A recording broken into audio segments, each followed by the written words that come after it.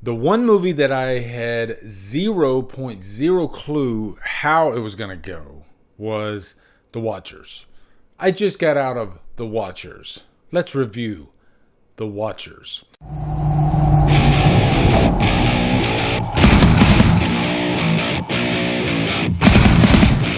The Watchers stars Dakota Fanning, Georgina Campbell, Olwen Feuer, and is directed by Ishana Shyamalan.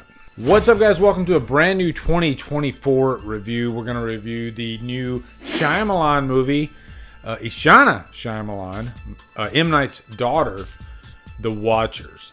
And I didn't think it was going to be horrible, but I was a little nervous because this is her first feature film. And having said that, of course, I'm going to, cut her some slack. No one sees one and survives. They have come to our world for a reason. I'm not supposed to be here, and I'm not staying here. Look, anybody that does their first feature film, I think they look at it as a lesson. You know, I think of like Steven Spielberg, even though Jaws wasn't technically his first, he did a movie before that called Duel, I think. But he did say when he thinks about Jaws, he thinks about courage and stupidity. Just because of, you don't realize how tough of a task it is to create a movie until you actually do it. And, he was young. And when you're young, you're often more naive and more creative. Hell, some people even say that maybe Jaws was an accidental cultural phenomenon. I think sometimes a movie can be great almost by accident, as long as you have all the pieces in play, right? Like the script and everything. But if one of those pieces, those vital pieces, isn't in play, then everything's just going to fall through the cracks. And that leads me to The Watchers. I think you can already tell what my opinion of this movie is. Let's get into this. It's not all bad, but boy, does it have some problems. Some really, really big problems. So first off, let's give you a quick plot synopsis. Dakota Fanning plays Mina. She works at this pet store. She's also a struggling artist, starving artist.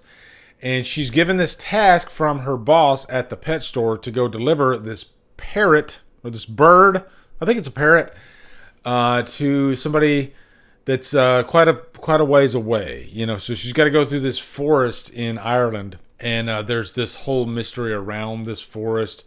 And the movie opens with, it's a cliche opening, okay, for a horror movie, especially with the forest and everything. You kind of get the idea that they're going to set things up, I guess, like Jaws, where remember Chrissy in the beginning of Jaws, that wonderful, one of the greatest horror openings I think ever. This is a very similar opening. One guy running around in the forest. You already know what's going to happen. He's going past this barrier in the form of a sign, because there are signs spaced around the forest. And if you go too far, then these creatures are going to get you. And of course, that's what happens. And there's nothing new or creative in this opening scene. It's so cliche. And I know I'm being hard, but you don't want the movie to open with just a roaring cliche that makes you roll your eyes. But anyway, so she goes to this forest. She is lost. There is definitely a supernatural aspect to this forest that is set up at the beginning of the movie, and it plays with your mind. And so she's looking for shelter, and she finds this place, and she sees these other three people, which this sort of made me think of Knock at the Cabin. Actually, M. Night's last movie, which I thought was very good, very effective. But these three people, I guess the leader of them is this character, Madeline. She's the wiser, the older one. And she gives her the rules.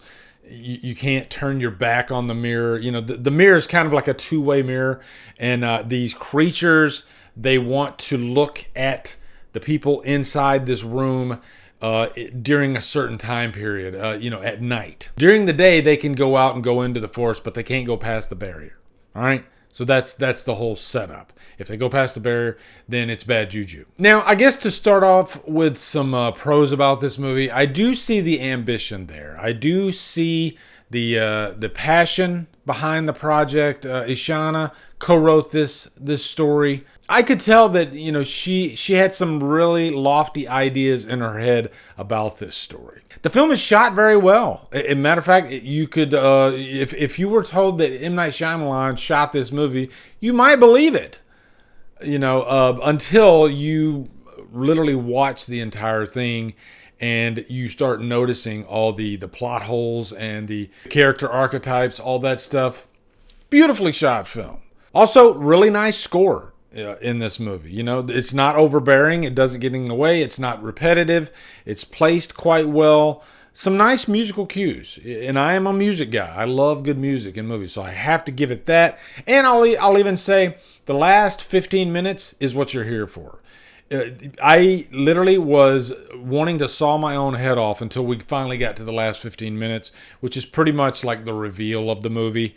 And it wasn't the reveal, like, let's say, it wasn't like, oh my God, that's an amazing reveal. No, I just like how it all played out. You know, it was pretty intense. And I did like that. The actual reveal itself, I pretty much figured it out anyway. Hell, I'll even say this. Once, you know, she gets into that room with these other three characters, you're automatically going to start forming your own conclusions about who these characters are, especially once we're set up with the motivations of the creatures. And you're probably not going to be surprised on how it all unfolds. Now, here's the many big problems of this movie. Character decisions. When Mina gets into this forest, she is lost. She's by herself. It's getting dark. Any person is going to be freaking out. Even if you're like a survival type person, which she's not. She's got to deliver a freaking bird, right? Once she gets into this place with these people, there's no like freaking out or panicking or anything like that. It's just like she just went into the store next door. That's what it's like. And she's literally in this room knowing that there's already some kind of weird supernatural aspect to this, and she's not freaking out. I'm sorry, anybody, 99.9% of people, unless you're completely psychotic, you'd be freaking out if you knew that there's a good chance you're not going to find safety. You're not going to get back to reality. I guess that's what I'm trying to say. And I think that extends to all the characters in this movie. They're all very one-dimensional. Yeah, they tell a little bit of, not really even their backstory. Just, I guess, their current story is what you get. You might get a little bit of that stuff, but none of it is crucial to the plot. And I think they just do a really bad job of making you get invested in these characters, liking these characters. Even the main character, Mina, who is the most interesting. I will give Dakota Fanning that. And I think the acting across the board, you know, these are very competent actors. But the problem is the characters that they're playing are so paper thin and one-dimensional that it's hard to really latch on to anything. Another big problem about this movie, it is boring. It is extremely boring. This is a thriller, supposedly a horror movie. There's literally nothing that feels intense. There's just no build in this movie from start to finish. It's pretty much all the same type cadence.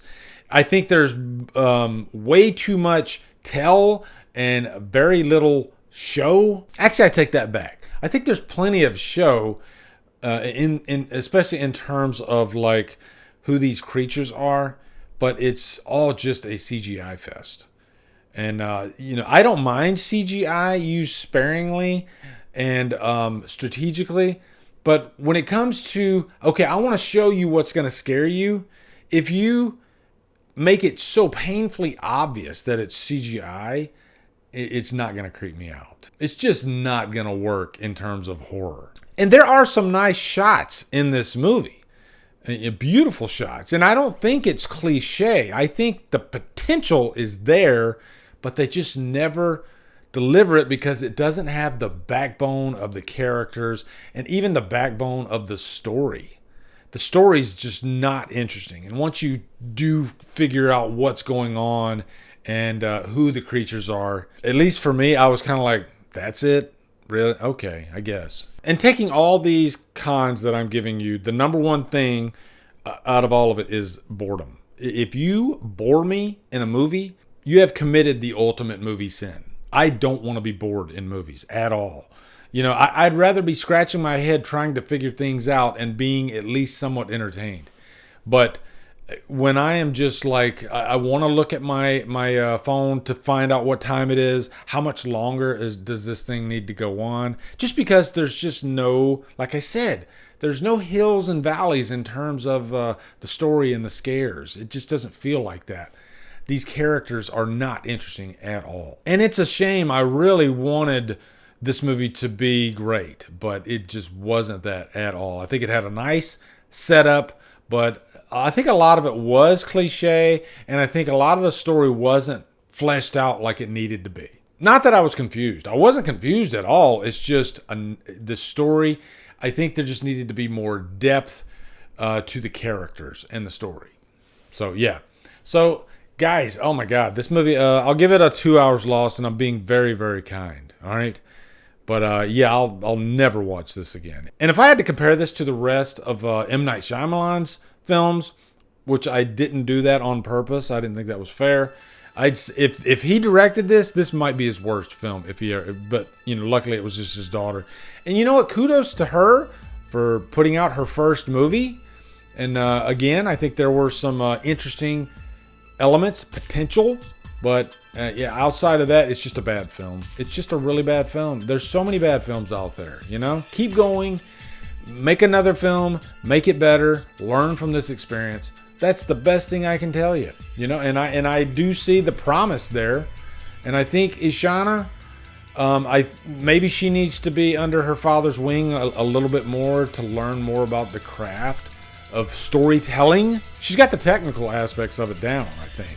It's the storytelling, you know? I think that's where she needs some work. So that's my review for The Watchers. Looking forward to hearing your thoughts in the comments. Also, be sure to come over to Killer Flicks, where we talk horror all day and every day. And on Fridays, review for Fridays. Follow me at Drumdums on my social. Support me on Patreon. Buy me a coffee. And we guys, thank you so much for watching. Have a good day. Drumdum out.